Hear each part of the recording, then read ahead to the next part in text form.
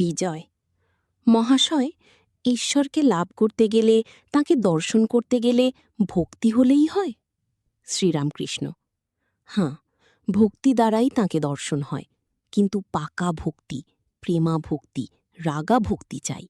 সেই ভক্তি এলেই তার ওপর ভালোবাসা আসে।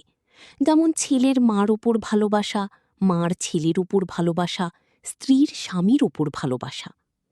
এই ভালোবাসা, এ রাগা ভক্তি এলে স্ত্রী, পুত্র, আত্মীয় কুটুম্বের ওপর সে মায়ার টান থাকে না, দয়া থাকে। সংসার বিদেশ বোধ হয়, একটি কর্মভূমি মাত্র বোধ হয়। যেমন পাড়াগাঁয়ে বাড়ি, কিন্তু কলকাতা কর্মভূমি। কলকাতায় বাসা করে থাকতে হয় কর্ম করবার জন্য। ঈশ্বরে ভালোবাসা এলে সংসারাসক্তি, বিষয়বুদ্ধি একেবারে যাবে। বিষয়বুদ্ধির লেশমাত্র থাকলে তাকে দর্শন হয় না। দেশলাইয়ের কাঠি যদি ভিজে থাকে, হাজার ঘষো, কোনো রকমই জ্বলবে না, কেবল একরাশ কাঠি লোকসান হয়। বিষয়াসক্ত মন ভিজে দেশলাই। শ্রীমতী রাধিকা যখন বললেন, আমি কৃষ্ণময় দেখছি, সখীরা বললে, কুই, আমরা তো তাকে দেখতে পাচ্ছি না, তুমি কি প্রলাপ বকছ? শ্রীমতী বললেন, সখী, অনুরাগ অঞ্জন চক্ষে মাখো, তাকে দেখতে পাবে। বিজয়ের প্রতি তোমাদের ব্রাহ্ম সমাজেরই গানে আছে, প্রভু বিনে অনুরাগ করে যজ্ঞ যাগ, তোমারই কি যায় জানা। এই অনুরাগ, এই প্রেম, এই পাকা ভক্তি, এই ভালোবাসা যদি একবার হয়, তাহলে সাকার নিরাকার দুই সাক্ষাৎকার হয়। বিজয়: ঈশ্বর দর্শন কেমন করে হয়? শ্রীরামকৃষ্ণ: চিত্তশুদ্ধি না হলে হয় না। কামিনী কাঞ্চনে মন মলিন হয়ে আছে, মনে ময়লা পড়ে আছে। ছুঁচ কাদা দিয়ে ঢাকলে আর চুম্বক টানে না, মাটি কাদা ধুয়ে ফেললে তখন চুম্বক টানে।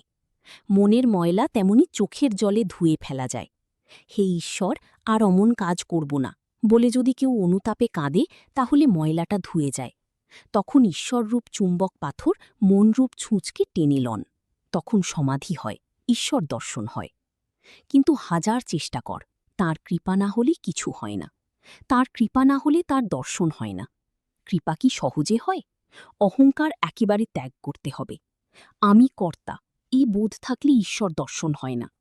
ভাড়ারে একজন আছে, তখন বাড়ির কর্তাকে যদি কেউ বলে, মহাশয় আপনি এসে জিনিস বার করে দিন, তখন কর্তাটি বলে, ভাড়ারে একজন রয়েছে, আমি আর গিয়ে কি করব। যে নিজে কর্তা হয়ে বসেছে, তার হৃদয় মধ্যে ঈশ্বর সহজে আসেন না। কৃপা হলেই দর্শন হয়। তিনি জ্ঞান সূর্য, তার একটি কিরণে এই জগতে জ্ঞানের আলো পড়েছে, তবেই আমরা পরস্পরকে জানতে পারছি আর জগতে কত রকম বিদ্যা উপার্জন করছি। তার আলো যদি একবার তিনি নিজে তার মুখের উপর ধরেন, তাহলে দর্শন লাভ হয়। সার্জন সাহেব রাত্রি আঁধারে লণ্ঠন হাতে করে বেড়ায়, তার মুখ কেউ দেখতে পায় না, কিন্তু ওই আলোতে সে সকলের মুখ দেখতে পায়, আর সকলে পরস্পরের মুখ দেখতে পায়।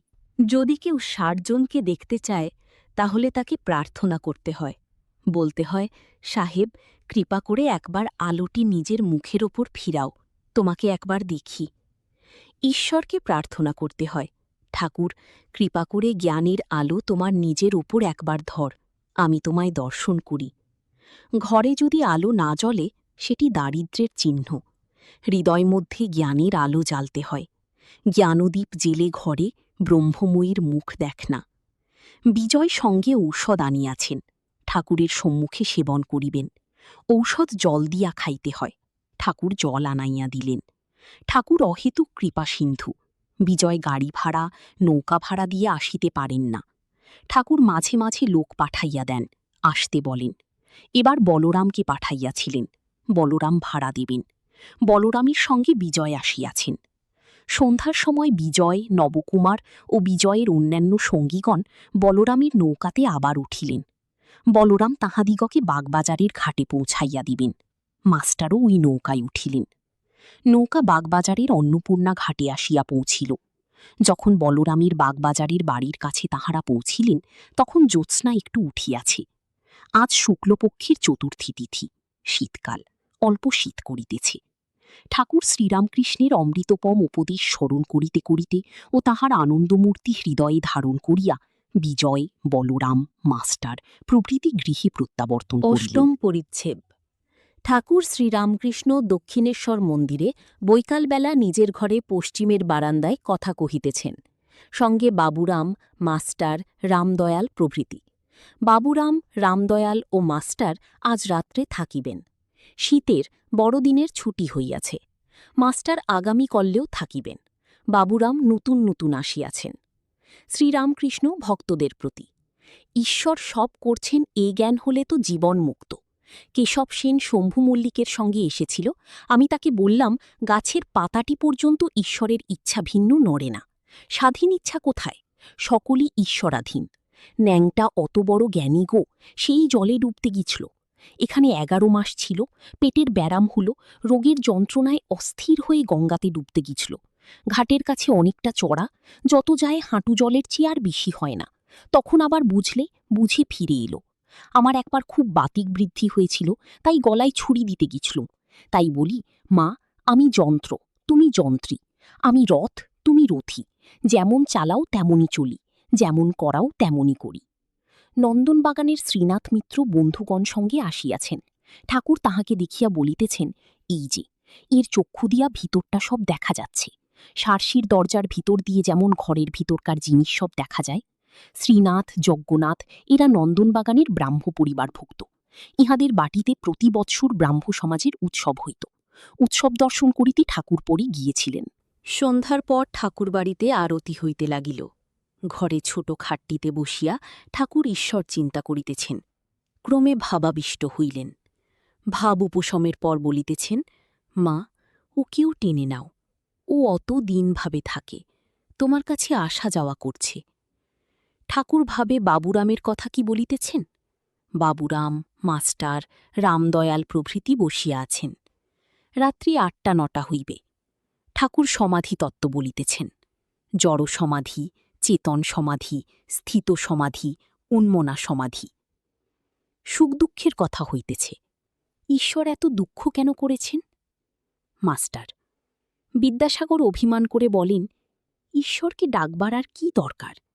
দেখ, চেঙ্গিস খাঁ যখন লুটপাট আরম্ভ করলে, তখন অনেক লোককে বন্দি করলে। ক্রমে প্রায় 1 লক্ষ বন্দি জমে গেল। তখন সেনাপতিরা এসে বললে, মহাশয়, এদের খাওয়াবে কি? সঙ্গে এদের রাখলে আমাদের বিপদ। কি করা যায়? ছেড়ে দিলেও বিপদ। তখন চেঙ্গিস খাঁ বললেন, তাহলে কি করা যায়? ওদের সব বধ কর। তাই চাক চুক করে কাটবার হুকুম হয়ে গেল। এই হত্যাকাণ্ড তো ঈশ্বর দেখলেন। কই, একটু নিবারণ তো করলেন না?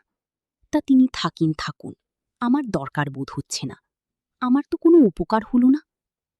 শ্রীরামকৃষ্ণ। ঈশ্বরের কার্য কি বোঝা যায়? তিনি কি উদ্দেশ্যে কি করেন? তিনি সৃষ্টি, পালন, সংহার সবই করছেন। তিনি কেন সংহার করছেন আমরা কি বুঝতে পারি? আমি বলি, মা, আমার বুঝবারও দরকার নাই। তোমার পাদপদ্মে ভক্তি দিও। মানুষ জীবনের উদ্দেশ্য এই ভক্তি লাভ। আর সব মা জানেন। বাগানে আম খেতে এসেছি। কত গাছ, কত ডাল, কত কুটি পাতা, এসব বসে বসে হিসাব করবার আমার কি দরকার? আমি আম খাই, গাছপাতার হিসাবে আমার দরকার নাই। ঠাকুরের ঘরের মেঝেতে আজ রাত্রে বাবুরাম, মাস্টার ও রামদয়াল শয়ন করিলেন। গভীর রাত্রি, 2টা-3টা হইবে। ঠাকুরের ঘরে আলো নিভিয়া গিয়াছে। তিনি নিজে বিছানায় বসিয়া ভক্তদের সহিত মাঝে মাঝে কথা কহিতেছেন। শ্রীরামকৃষ্ণ, মাস্টার প্রভৃতি ভক্তদের প্রতি। দেখ, দয়া আর মায়া এ দুটি আলাদা জিনিস। মায়া মানে আত্মীয় মমতা, যেমন বাপ মা, ভাই ভগ্নী, স্ত্রী পুত্র এদের উপর ভালোবাসা। দয়া সর্বভূতে ভালোবাসা, সমদৃষ্টি। কারো ভিতর যদি দয়া দেখ, যেমন বিদ্যাসাগরের, সে জানবি ঈশ্বরের দয়া। দয়া থেকে সর্বভূতের সেবা হয়। মায়াও ঈশ্বরের। মায়া দ্বারা তিনি আত্মীয়দের সেবা করিয়ে লন। তবে একটি কথা আছে, মায়াতে অজ্ঞান করে রাখে আর বদ্ধ করে, কিন্তু দয়াতে চিত্তশুদ্ধি হয়, ক্রমে বন্ধন মুক্তি হয়। চিত্তশুদ্ধি না হলে ভগবান দর্শন হয় না। কাম, ক্রোধ, লোভ এসব হয় করলে তবে তার কৃপা হয়, তখন দর্শন হয়। তোমাদের অতি গুহ্য কথা বলছি। কাম জয় করবার জন্য আমি অনেক কাণ্ড করেছিলাম। এমনকি আনন্দ আসনের চারিদিকে জয়কালী জয়কালী বলি অনেকবার প্রদক্ষিণ করেছিলাম। আমার ১০-১১ বছর বয়সী যখন ওদেশে ছিলুম, সেই সময়ই ওই অবস্থাটি, সমাধি অবস্থা, হয়েছিল। মাঠ দিয়ে যেতে যেতে যা দর্শন করলাম তাতে বিহ্বল হয়েছিলাম। ঈশ্বর দর্শনের কতগুলি লক্ষণ আছে। জ্যোতি দেখা যায়, আনন্দ হয়, বুকের ভিতর তুবড়ির মতো গুড়গুড় করে মহাবায়ু ওঠে। পরদিন বাবুরাম, রামদয়াল বাড়ি ফিরিয়া গেলেন। মাস্টার সেই দিনও রাত্রি ঠাকুরের সঙ্গে অতিবাহিত করলেন। সেদিন তিনি ঠাকুর বাড়িতেই প্রসাদ পাইলেন।